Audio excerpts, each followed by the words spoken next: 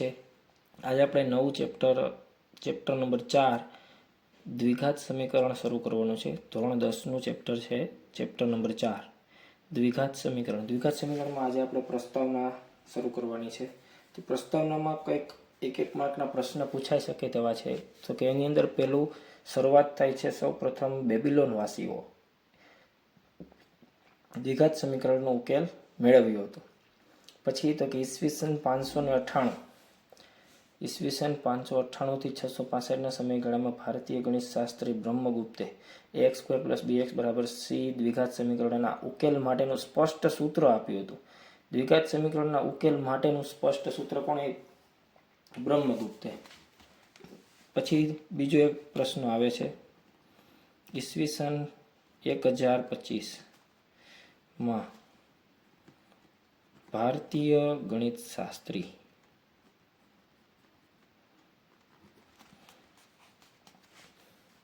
શ્રીધર આચાર્ય એ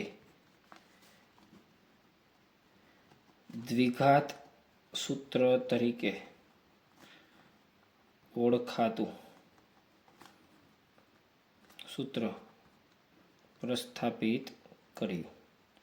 આપણે જે સૂત્ર બોલીએ છીએ ax² + bx + c = 0, આ સૂત્ર પ્રસ્થાપિત કોણે કર્યું? તો કે શ્રીધર આચાર્યએ। સૂત્રનો ઉકેલ અને ઉલ્લેખ એક પુસ્તક ભાસ્કર 2 માં થયો છે। બરાબર, આ પુસ્તકનું નામ છે ભાસ્કર 2, આની અંદર એનો ઉલ્લેખ થયો છે। હવે શરૂ કરવાનું છે આપણે દ્વિઘાત સમીકરણ। જે સમીકરણમાં એક ચલ હોય અને ચલની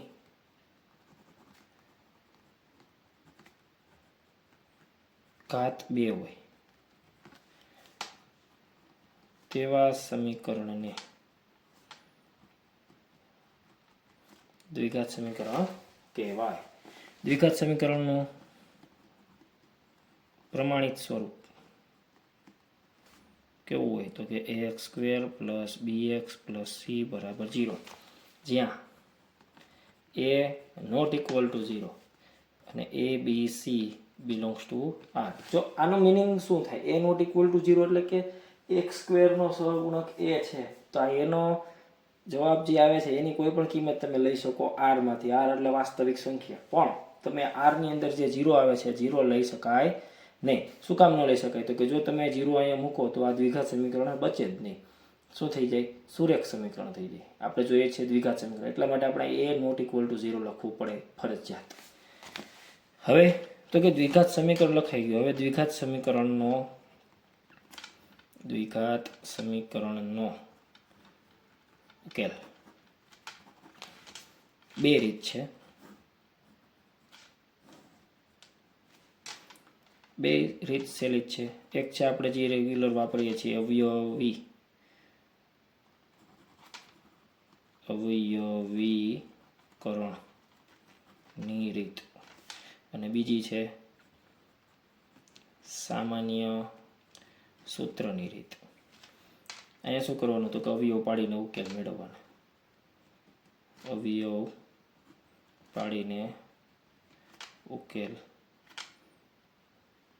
મેળવવા। અહીંયા શું કરવાનું? તો કે સમીકરણને ax² + bx + c = 0 સાથે સરખાવવાનું। સરખાવી a b c ની કિંમત મેળવો। પછી તો કે d = b² - 4ac માં કિંમત મૂકો।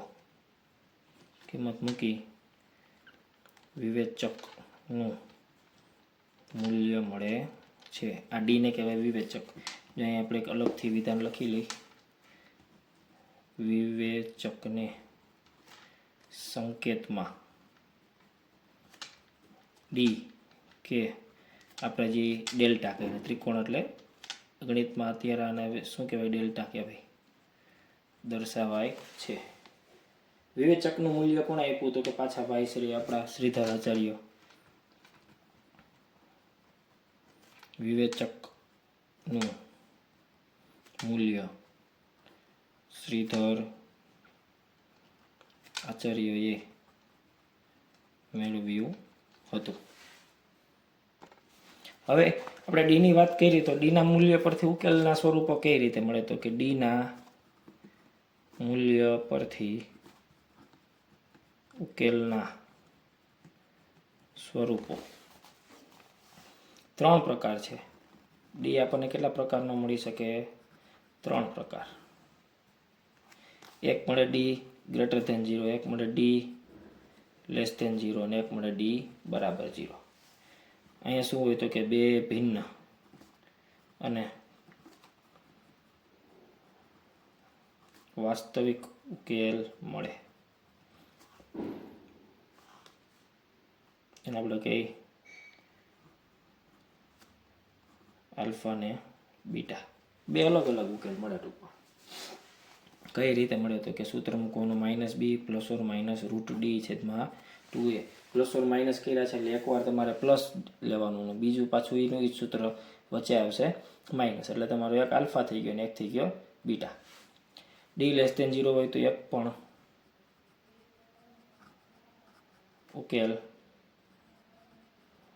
ન મળે. ઉકેલ ગણ બરાબર 5, એને આપણે ખાલી ગણ પણ કહેવાય. અત્યારે આપણે ખાલી ગણ યાદ રાખવાનું છે. આગળ તમારે મોટા 3માં જાશો એટલે તમારે એક્સ્ટ્રા વધારે આવશે ગણ વિશે. એ કોઈ ઉકેલ ન મળે એટલે એ ગણને આપણે ઉકેલ ગણને આપણે આને 5 કહેવાય. મીંડું વચ્ચે લીટો એને 5 ગુજરાતીમાં કહેવાય ખાલી ગણ. ડી બરાબર 0 મળે તો શું થાય તો કે બે સમાન અને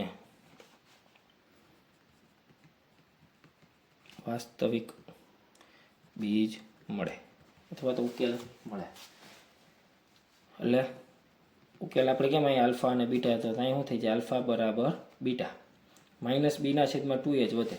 જો અહીંયા આપણને જે વર્ગમૂળમાં ડી છે ડીની બદલે શું મુકાઈ જાય 0, તો 0 મુકાઈ જાય તો પ્લસ ઓર માઇનસ આવડું આવાય નીકળી જાય -b/2a વધે. હવે તો કે જો સૂત્રની રીતે ઉકેલમાં શું કરવાનું તો કે તમારે જે પેટર્ન આપણે જે લખી છે આ બધી માહિતી એ જ વસ્તુ અહીં નીચે લખવાની છે. અલગ અલગ લખવાની છે. આ ભાઈને શું લખવાનું તો કે સૌપ્રથમ આપણે ax² + bx + c = 0 સાથે સરખાઈ વિવેચકનું મૂલ્ય ગોતવાનું. તો કે લખવાનું સૌપ્રથમ સમીકરણને ax² + bx + c = 0 સાથે સરખાવી વિવેચક ડી નું મૂલ્ય મેળવો. રેડી? હવે ડી જો ગ્રેટર ધેન 0 મળે તો શું કરવાનું? હમણાં આપણે કીધું કે બે નોખા લખવાના, તો આપણે અહીંયા નીચે લખીને આપી દે એટલે ભૂલાય નહીં. ઉકેલ વાસ્તવિક ડી ગ્રેટર ધેન 0 મળે તો ઉકેલ વાસ્તવિક અને ભિન્ન મળે. એટલે કે આલ્ફા બરાબર -b + √d/2a અને બીટા બરાબર -b - √d/2a થાય. ખબર પડી? આ રીતે બે અલગ અલગ ઉકેલ મેળવવા. હવે અગત્યની નોંધ, આ જે એક માર્કમાં પૂછાઈ શકે એવા અગત્યની નોંધ. હેતુલક્ષી પ્રશ્નો માટે ખાસ આ વસ્તુ તમારે કરવી પડે. શું તો કે બે બીજનો સરવાળો કીએ તો શું થાય -b/a, પછી એનો ગુણાકાર તો કે c/a, પછી બે બીજનો તફાવત કીએ તો શું આવે? આ બે વસ્તુ આપણને ઓળખતા હતા, આપણે બીજા ચેપ્ટરમાં ભણી ગયા. શૂન્યનો સરવાળો -b/a અને શૂન્યનો ગુણાકાર c/a. હવે આ તફાવત આપણે માટે નવો કહેવાય તો કે આલ્ફા - બીટા બરાબર વર્ગમૂળમાં d/a. પછી ચોથું પરસ્પર વિરોધી બીજ હોય ત્યારે બી બરાબર 0 મળે. આ બધી વસ્તુઓ ખાસ યાદ રાખવાની છે. પાંચમું, પરસ્પર વ્યસ્ત બીજ હોય ત્યારે સી બરાબર એ થાય. હવે આપણે એક વસ્તુ જોઈએ છઠ્ઠા નંબરનું કે ભાઈ એક્સ બરાબર 1 + વર્ગમૂળ 5/2. આ જે વસ્તુ છે આને કહેવાય સુવર્ણ સંખ્યા.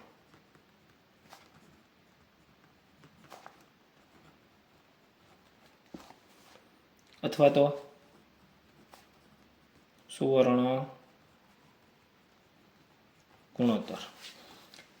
આ જે જૂની ટેક્સ્ટ બુક હતી એની અંદર આનો ઉલ્લેખ હતો. અત્યારે આપણે ચોપડીમાં આ દેખાતું નથી, પણ હેતુલક્ષીમાં પૂછાઈ શકે. એટલે આપણે યાદ રાખવાનું છે કે ભાઈ એક્સ બરાબર આ એક પ્રકારનું બીજ છે. એક્સ બરાબર 1 + √5/2. સુવર્ણ સંખ્યા છે, સુવર્ણ સંખ્યા એ ફિબોનાકી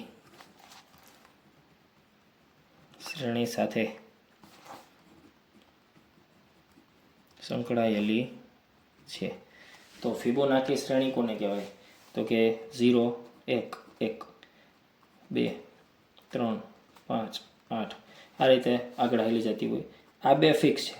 પછી શું કરવાનું? તો કે જે સંખ્યા લખવી અને આગલી બે સંખ્યાનો સરવાળો. 0 + 1 એટલે 1, 1 + 1 એટલે 2, 2 + 1 એટલે 3, 3 + 2 એટલે 5, 5 + 3 એટલે 8, 8 + 5 એટલે આગળ શું આવશે? 13 આવશે. 13 + 8 એટલે 21 આવશે. આ રીતે ફિબોનાકી શ્રેણી હાલી જતી હોય. તો આ આપણું થયું આ ચેપ્ટર નંબર 4નું ઇન્ટ્રોડક્શન. બરાબર. ખાસ આ વસ્તુ મેઇન છે. અવયવ પાડતા આપણને આવડતા જ હોય, પણ જે બીજી સૂત્રની રીત છે એની અંદર જે >0, <0 બરાબર છે, ક્યારે શું થાય, ઉકેલ ક્યારે મળે ને ક્યારે ન મળે. બરાબર. તો આ વસ્તુ તમારા મગજમાં હોવી જોઈએ. આપણે જે નવો વિડીયો આવશે ત્યારે આપણે સ્વાધ્યાયના દાખલા શરૂ કરશું. બરાબર. આ વિડીયોમાં આપણે પ્રસ્તાવના અહીંયા પૂરી કરીએ છીએ.